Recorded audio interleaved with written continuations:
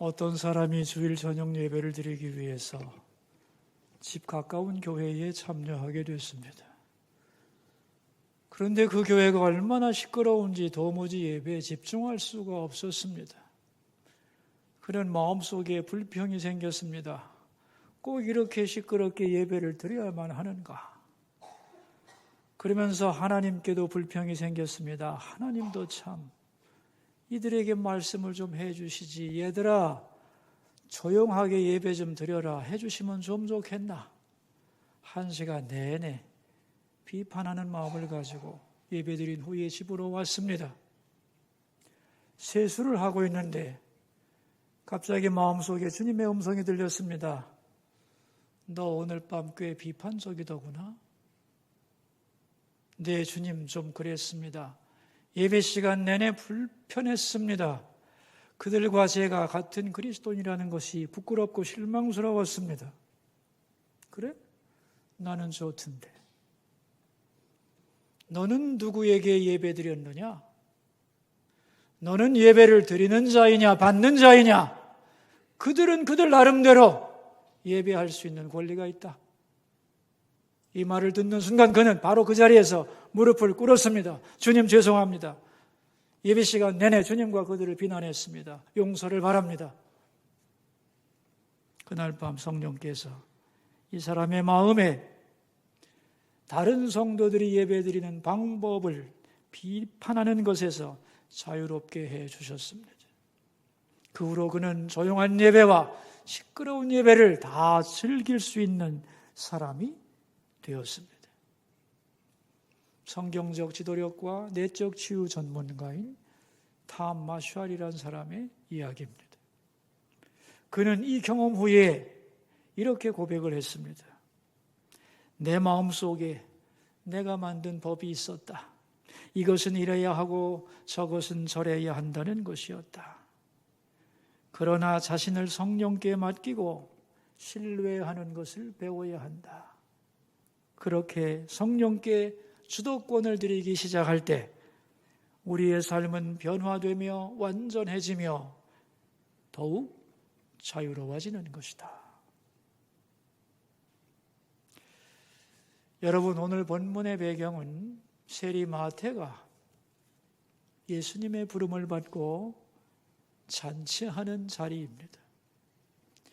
아마도 마태는 주님의 제자가 된 것이 너무도 기뻐서 동료 세리들을 불러서 송별식을 한 것 같습니다.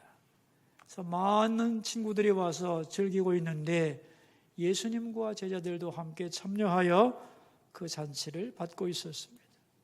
그런데 이 모습을 보면서 바리새인들과 서기관들이 예수님을 비난했습니다. 왜 예수님은 죄인들과 함께 먹고 마시는가? 그때 예수님이 유명한 말씀을 하시죠. 나는 의인을 부르러 온 것이 아니라 죄인을 불러 회개시키러 왔노라 말씀을 합니다. 이 대답을 듣고 그들이 다시 질문합니다. 왜 예수님은 금식하지 않습니까? 자, 여러분, 그들이 왜 금식에 대한 문제를 가지고 나왔을까요? 그날이 금식하는 날이었기 때문이에요. 자, 우리 금식이라고 하는 것 알고 있죠? 이 금식이라고 하는 게 뭐죠? 금식은 왜 하는 겁니까? 성경에 보면 금식은 강제 규정이 아닙니다. 성경적으로는 1년에 딱 하루 대속죄일에만 모든 백성들이 금식하게 되어 있습니다.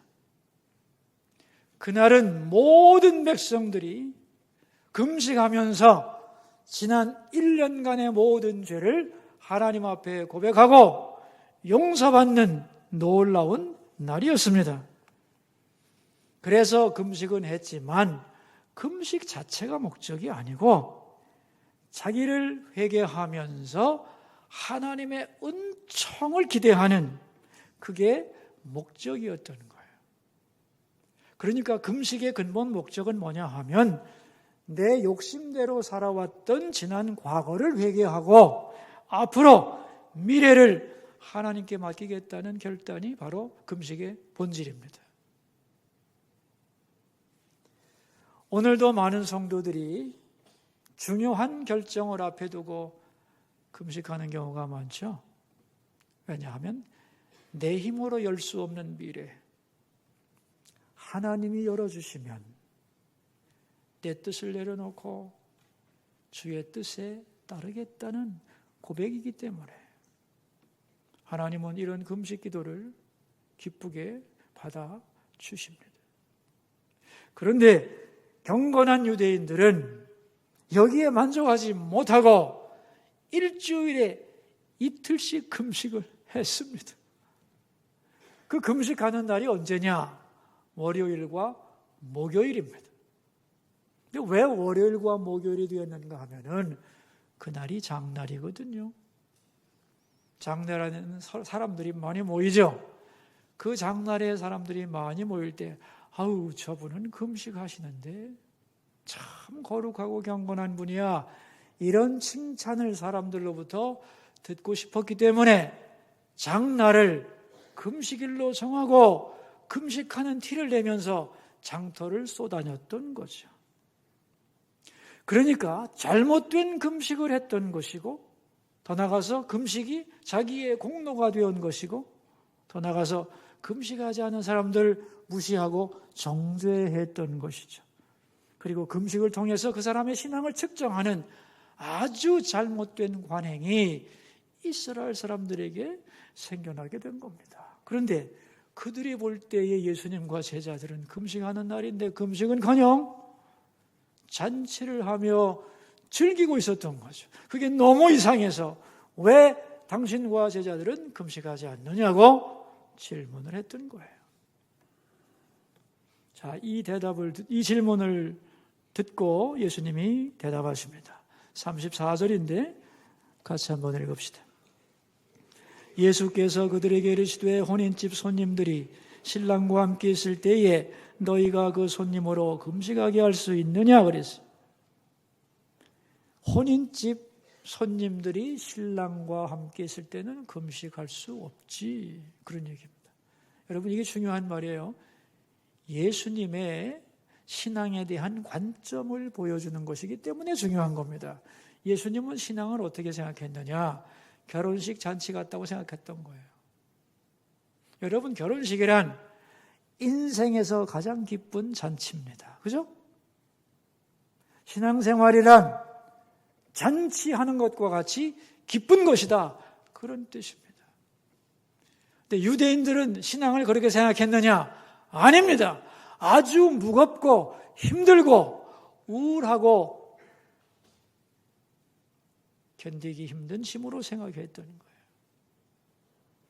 여러분들의 신앙관은 어떠신가요? 여러분, 하나님 믿고 사는 거 우울하고 무거운 짐인가요? 슬프고 힘든 사역입니까? 그래요? 아니죠. 신앙이란, 예수 믿는 것이란, 하나님을 아버지로 부르고 섬기는 삶이란 잔치와 같이 즐거운 것이다. 아멘? 이것을 말씀하는 거예요. 신앙생활은 잔치와 같은 것이다. 주중에 구역신방을 하고 있는데 참 어려운 처지에 있는 성도님이 자기 삶을 얘기를 했습니다. 그 상황을 들으면서 모두가 다 할 말을 잃었습니다. 왜? 너무나 힘든 분이기 때문에. 근데 제가 그분을 보고 질문을 했어요. 집사님, 참 힘드시죠? 그런데 집사님, 행복하신가요? 물었어요. 그러자 그분은 가만히 있더니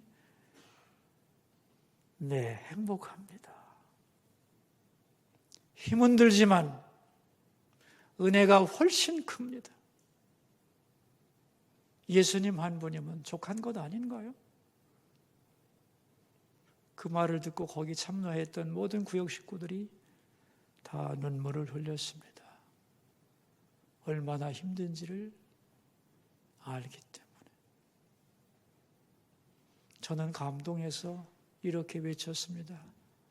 집사님은 오늘 하나님께 감사의 제사를 드렸습니다. 하나님은 그 제사를 기쁘게 받으셨습니다. 그렇게 선포를 했습니다. 여러분, 신앙생활이란 잔치하는 것과 같은 겁니다. 이런 기쁨과 행복이 없다면 잘못 믿고 있는 거예요. 이런 말이 있어요, 여러분. 유교는 제사집과 같고, 불교는 초상집과 같고, 기독교는 잔치집과 같다는 거예요. 그러므로 진정한 그리스도인이라면 신앙생활에 감사와 기쁨과 행복이 있어야 한다는 거예요. 우리 마음에 잔치하는 마음이 있어야 한다는 거예요. 그 이유가 뭐냐 하면은 예수님이 신랑이기 때문이요. 본문에 나오잖아요. 여러분, 신부에게 있어서 결혼식이 기쁜 이유는 신랑이 있기 때문이에요. 맞죠? 신부는 신랑에게 모든 것을 맡깁니다. 이러한 신부의 마음이 그리스도인의 마음인 거죠. 예수님에게 나를 다 믿고 맡기며 그분을 사랑하며 신뢰하고 약속을 붙잡는 겁니다. 그럴 때 우리 마음속에는 잔치하는 마음이 생겨나게 되는 거예요. 그러면서 예수님은 바른 신앙이 되려면 어떤 자세를 가져야 하는가를 설명하는데 두 가지 비유를 들어서 설명합니다. 첫째 비유가 뭐냐 하면 바느질하는 비유입니다. 오늘 말씀 36절인데 같이 읽겠습니다. 또 비유하여 이르시되 새 옷에서 한 조각을 찢어 낡은 옷에 붙이는 자가 없나니 만일 그렇게 하면 새 옷을 찢을 뿐이요 또 새 옷에서 찢은 조각이 낡은 것에 어울리지 아니하리라 그랬어요. 여러분, 바느질에는 원칙이 있어요. 예를 들면 양말이 구멍이 나버렸어요. 그럼 이 양말을 꿰매야 되는데 어떻게 꿰매느냐? 그 양말과 비슷한 감을 갖다 대고 꿰매야 되는 거예요. 그죠? 색깔도 비슷하고 두께도 비슷하고 질감도 비슷한 헝겊을 갖다 대고 끼워야만 그게 어울리고 오래 신을 수 있는 거예요. 그런데 양말은 낡았는데 거기다가 새로운 헝겊을 딱 대고 바느질을 하면 이 새로운 헝겊의 힘이 말이죠. 낡은 양말 옷감을 잡아당겨가지고 바느질이 다 미어져서 신지 못하게 되는 거예요. 맞죠? 그래서 옛날 어머니들의 반짓고리를 보면은 여러 가지 헝겊 조각이 많았잖아요. 그죠? 색깔도 다양하고 질감도 다양한 것들을 모아놓고 바느질할 것에 비슷한 것을 찾아서 끼워 쓰셨던 거예요. 이건 무엇을 의미하느냐 하면은 새로운 것과 옛 것이 서로 맞지 않으면 둘 다 못 쓰게 된다. 그런 얘기입니다. 자, 두 번째 비유는 뭐냐 하면은 가죽 부대의 비유인데 우리 37절을 읽어보겠습니다. 새 포도주를 낡은 가죽 부대에 넣는 자가 없나니 만일 그렇게 하면 새 포도주가 부대를 터뜨려 포도주가 쏟아지고 부대도 못 쓰게 되리라 그랬어요. 옛날에 유대인들이 포도주를 담궈서 어떻게 보관을 했느냐 하면은 양을 잡아가지고요 가죽을 홀랑 벗깁니다. 그리고 털을 싹 밀고 깨끗하게 세척해서 확 뒤집어요. 말린 다음에. 그래가지고 발과 이 자리를 묶고 목자리를 탁 묶으면은 그게 가죽 부대가 되는 거예요. 거기다가 이제 새로 담근 포도주를 넣고 보관을 하면 이건 뭐 훌륭한 가죽 부대가 돼서 운반하기도 쉽고 베고 잘 수도 있고 그렇게 되는 거예요. 자, 그런데 이 새로운 가죽 부대 안에 담근 새 포도주는 가만히 있는 게 아니죠. 어떻게 돼요? 발효를 시작한단 말이죠. 그죠? 그럼 거기서 부풀게 되죠. 가스가 나오기 시작하는 거예요. 그런데 이 부푸는 힘이 있지만은 새로운 가죽 부대는 탄력성이 있기 때문에 거기에 맞춰서 자기 자신이 팽창이 됩니다. 그래서 포도주를 잘 보존할 수가 있는 거예요. 그래서 새 포도주는 새로운 부대에 넣어야만 하는 거죠. 그런데 시간이 오래 흐르다 보면은 이 가죽 부대가 탄력을 잃어버려요. 근데 거기다가 새로운 포도주를 담그면 어떻게 될까요? 포도주는 끓기 시작하는데 가죽 부대의 탄력성이 없기 때문에 뻥 터진다는 겁니다. 그래서 포도주도 버리고 자루도 찢어져서 다 못 쓰게 되는 거죠. 그래서 설교 제목 같이 읽어봅시다. 새 포도주는 새 부대에 넣어야 하는 거예요. 자, 그렇다면 이 예수님의 말씀의 의미가 뭐냐는 거예요. 그릇과 내용의 관계를 설명하는 거예요. 여러분, 새로운 가죽 부대란 뭘 의미하는 걸까요? 예수님을 대하는 복음을 듣는 사람들의 마음가짐, 그들의 사고방식이 새 부대입니다. 그럼 새로운 포도주란 뭘까요? 예수님과 예수님이 전파하는 복음의 말씀, 이게 새 포도주예요. 복음과 복음이 가지고 있는 능력, 이걸 뭐라고 부른다고요? 새 포도주. 자, 그렇다면 이제 해석할 수 있죠. 낡은 가죽 부대는 뭘까요? 뭘 의미하는 걸까요?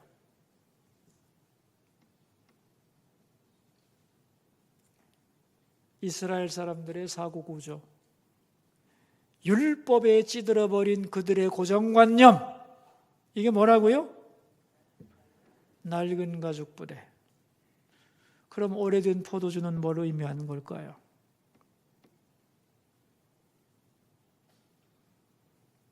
그들이 지금까지 오래오래 경험하고 그 속에서 살아왔던 율법의 내용을 말하는 거예요.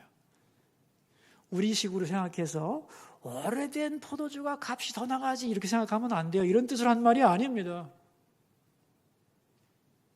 오래된 포도주는 율법, 새 포도주는 복음,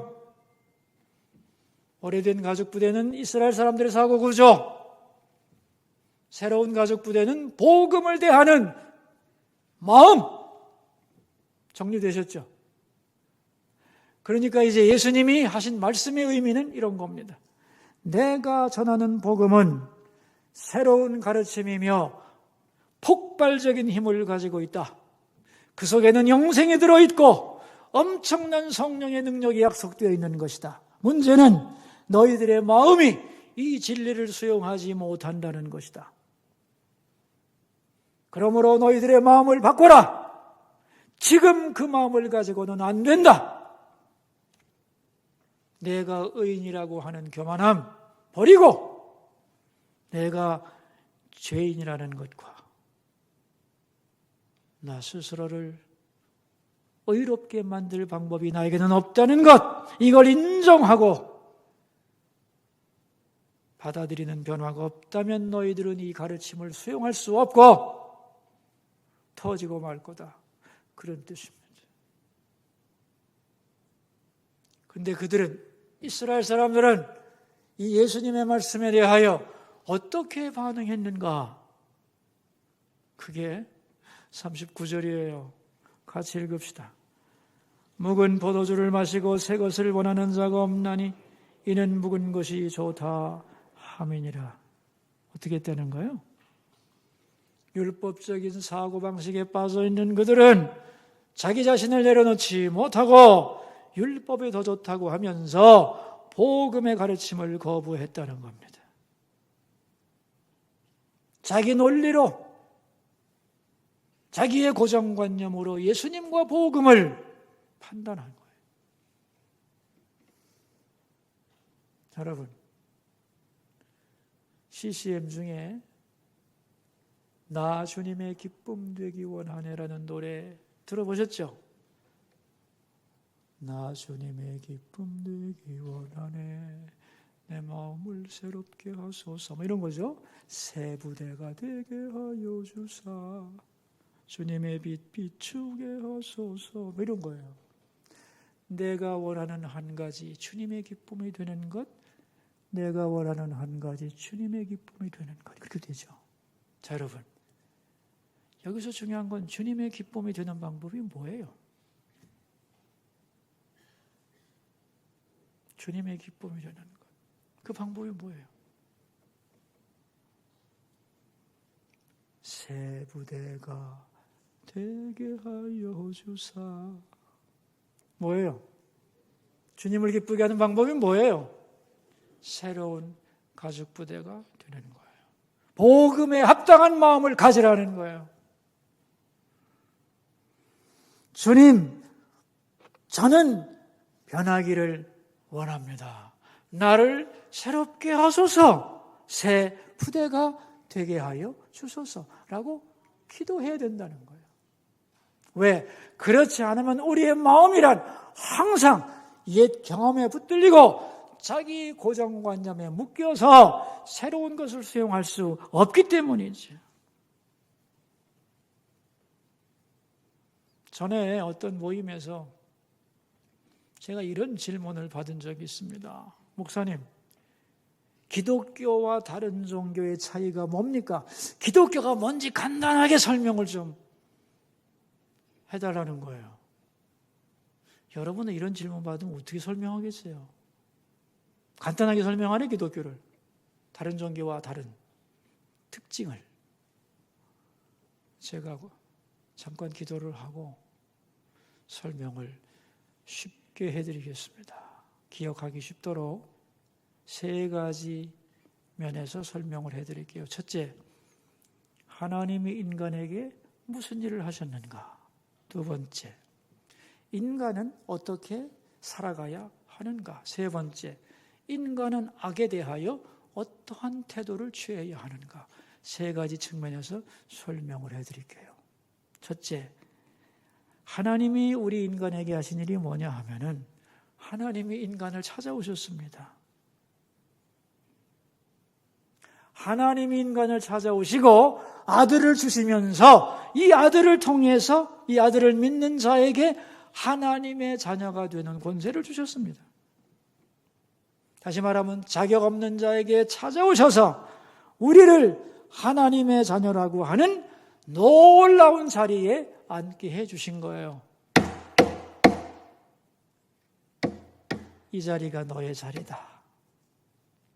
여기 앉아라. 라고 하신 것이 하나님이 죄인을 향한 행하신 일입니다. 이게 첫 번째 기독교의 특징이에요. 두 번째, 우리는 그럼 어떻게 살아가야 되는가? 사랑으로 행해야 합니다. 다른 사람에게 사랑을 베풀어야 돼요. 그런데 보통 사람들은 다른 사람을 어떻게 대하느냐? 저 사람이 나에게 어떻게 했는가를 계산해서 나도 받은 만큼 딱 주면 된다고 생각합니다. 이게 논리적이라고 생각하고 이성적이라고 생각하죠. 맞죠? 인간적인 관점에서 보면 그게 맞습니다. 그런데 여기서 항상 갈등이 생기는 거예요. 왜냐하면 내가 준 것보다 받은 게 적다고 생각하거든. 인간은 항상 이기적이라서 자기중심적으로 해석을 합니다. 늘 미쳤다는 거예요. 그래서 서로 싸우고 갈등하는 게 인간 갈등의 본질 아니에요. 그러나 진정한 기독교인은 그렇게 생각하지 않습니다. 내가 먼저 하나님께 말로 다 할 수 없는 사랑의 빚을 졌습니다. 그리고 하나님은 그 사랑을 세상에 흘려보내고 베풀라고 하십니다. 그래서 예수 믿는 사람들은 다른 사람을 사랑하되 조건을 붙이지 않습니다. 이게 기독교가 말하는 이웃사랑입니다. 그렇기 때문에 인간적으로 생각하면 선을 행하다가 낙심하기가 쉽지만 하나님을 바라보면서 기독교인들은 그 낙심을 극복하고 계속해서 조건 없는 사랑을 행하려고 몸부림을 치는 것이 세상을 향한 기독교인의 자세입니다. 세 번째, 마지막으로는 악에 대하여 어떤 자세를 취할 것인가? 싸워야지요. 왜? 악은 실체가 있는 것이기 때문에. 사탄은 우는 사자처럼 우리에게 달려들어서 오늘도 진리를 떠나서 세상의 가치관을 따라가게 하고 하나님의 사랑을 의심하고 이웃을 사랑하는 것을 방해합니다. 이것과 싸워야 하는 거죠. 그런데 말이죠, 중요한 것은 순서가 정해져 있다는 거예요. 맨 먼저가 뭐예요? 하나님이 우리에게 행하신 일. 날마다 내가 하나님의 자녀인 것을 확인해야 합니다. 나는 하나님의 자녀다. 나는 하나님의 자녀다. 이걸 고백하고 입으로 선포해야 됩니다. 그리고 그 기초 위에서 오늘도 사랑하며 살리라. 끝까지 사랑하리라 고백하고 결심해야 합니다. 그리고 마지막으로는 오늘도 수없는 공격이 나를 미혹하고 달려들겠지만 예수의 이름으로 물리치고 기도하며 성령의 도우심으로 끝까지 싸우리라. 이게 성도의 자세인 겁니다. 세 가지 하나하나가 다 쇼킹한 겁니다.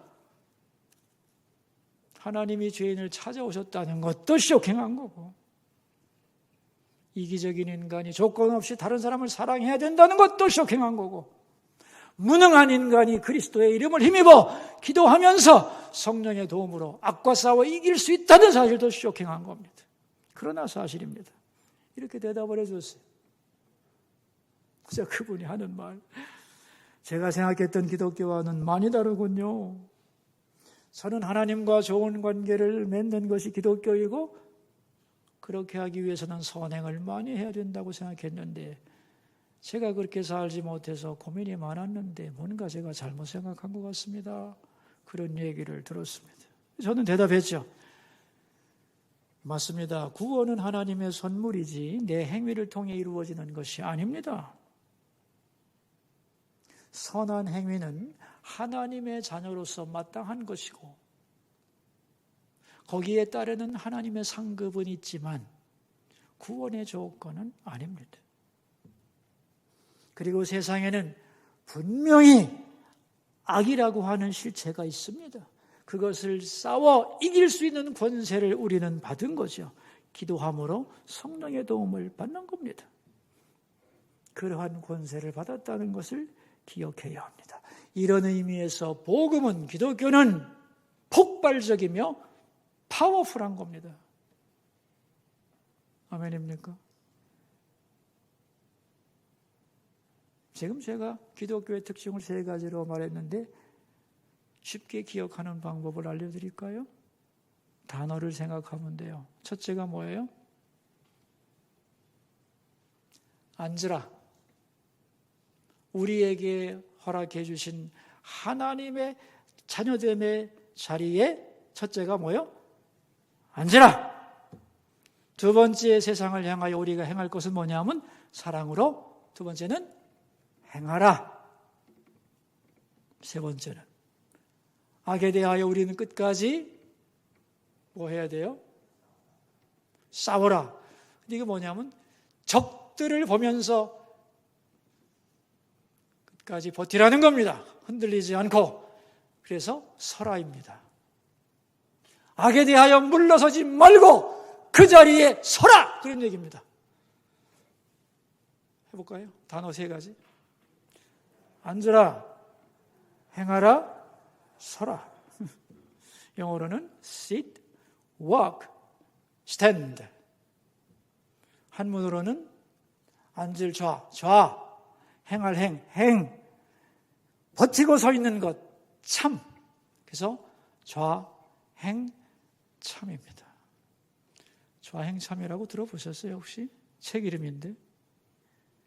워치만니가 쓴 책 이름이 좌행 참이에요. 아주 얄팍한 책인데 이 내용을 설명하고 있어요. 한 번씩 읽어보기를 바랍니다. 기독교의 특징이 뭔지를 바로 이해하기를 바라요. 여러분, 예수 그리스도와 복음은 세상을 변화시킬 수 있는 새로운 술입니다.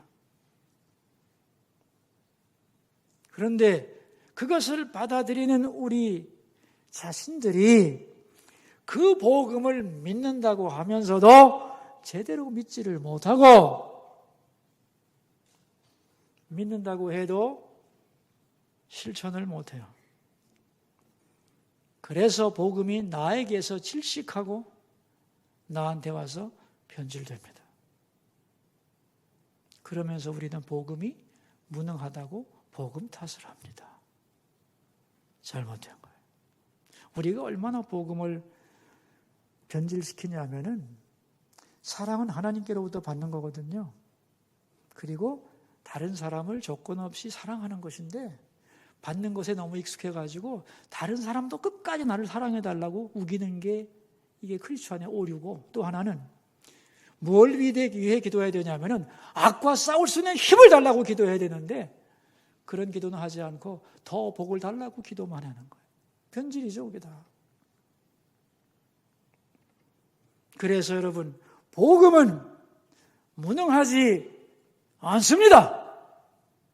사람의 영혼을 구하고 세상을 변화시키는 것인데 복음에 왜 무기력하게 됐느냐 하면 나한테 와서 변질된 거예요. 내가 안 터지려고 복음의 폭발력을 죽여버렸다고. 그래서 기독교는 비난받는 것입니다. 이제 이 복음을 복음되기 위해서 우리가 해야 할 일이 뭐냐? 새 부대가 되어야 되는 거죠. 우리의 고정관념을 내려놓고 복음을 바로 믿고 복음대로 살면, 첫째, 우리는 강해진다. 뭐라고요? 우리는 강해진다. 두 번째, 세상을 변화시킨다. 뭐라고요? 세상을 변화시킨다. 세 번째, 하나님의 영광 받으신다. 우리가 복음을 제대로 믿으면, 첫째, 내가 강해지고 세상은 변화되고 하나님은, 우리 모두가 새 부대가 되기를 주의 이름으로 축원합니다. 기도합시다. 들은 말씀을 생각하면서 우리 세 가지 기도 제목을 가지고 주님 앞으로 나가겠습니다. 첫 번째 기도 제목입니다. 새 부대가 되게 하여 주소서. 우리 간절히 기도합시다. 여러분, 자기 목소리가 자기 귀에 들리도록 소리내서 기도하겠습니다. 오 주님, 주님은 말씀하셨습니다. 새 술은 새 부대에 담아야 한다고. 복음은 새 술처럼 부글부글 끓으며 모든 것을 변화시킨다고. 새 술이 새 술로 역사하려면 부대가 새 것이 되어야 한다고. 낡은 생각과 가치관을 가지고는 복음을 수용할 수 없다고. 수용해도 터지고 만다고. 너희들은 새 부대가 되라고 하셨습니다. 맞습니다, 주님. 우리가 새 부대가 되기를 원하나이다. 새 부대가 되게 하여 주소서. 새로운 가족 부대가 되게 하소서. 복음에 합당한 부대가 되게 하소서. 우리가 복음을 변질시키지 말고 복음에 의하여 우리가 변하는 새 부대가 되게 하여 주소서. 두 번째 기도 제목입니다. 예배 끝나고 돌아가실 때에 교회에서 사역 지원서를 드릴 것입니다. 잘 살펴보고 내가 어디서 봉사할 수 있는가를 기도하고 정한 다음에 제출해야 합니다. 우리 이것을 위해 함께 기도하겠습니다. 하나님, 내년 한 해 동안 나는 수소교회의 지체로서 어떤 사역을 감당해야 합니까? 수소교회의 사역은 나와는 상관없다 생각하는 사람 없게 하시고, 나는 나의 은사와 환경에 맞게 어떤 사역에서 일해야 되는가를 주님께 질문하고 정할 수 있게 하옵소서. 기도하겠습니다. 하나님 아버지, 오늘과 다음 주는 사역 지원 주일입니다. 내년 한 해 동안 나는 어디서 주님의 지체로서 교회를 섬겨야 할까?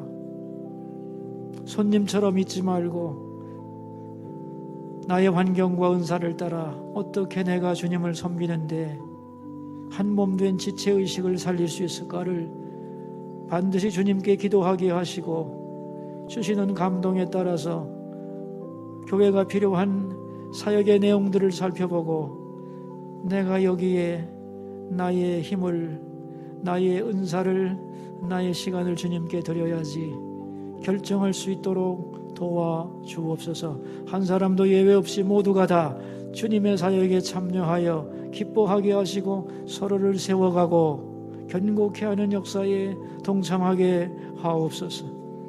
세 번째 기도 제목입니다. 주중에 수능시험이 있습니다. 우리 자녀들 기도하며 준비해온 시험을 끝까지 잘 치르도록 주여 몸과 마음과 영혼을 붙들어 주소서. 함께 기도하겠습니다. 사랑하는 아버지, 우리 자녀들이 이번 주에 수능 시험이 있습니다. 기도하며 준비해온 우리 자녀들이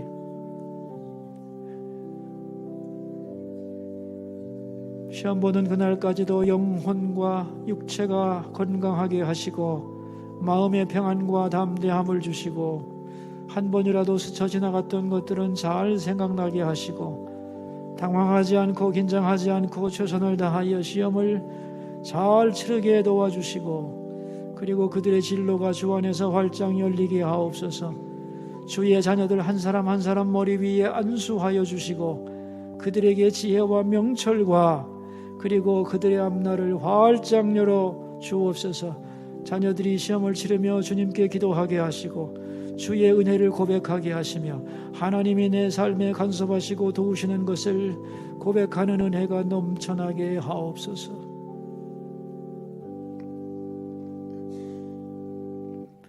살아계신 하나님, 우리는 복음을 받았지만 그 폭발력을 알지 못하며 믿지 못하고 경험하지 못하며 살아갑니다. 그러면서 복음이 약하다고 착각합니다. 바라기는 우리가 복음이 요구하는 대로 살아가게 하옵소서.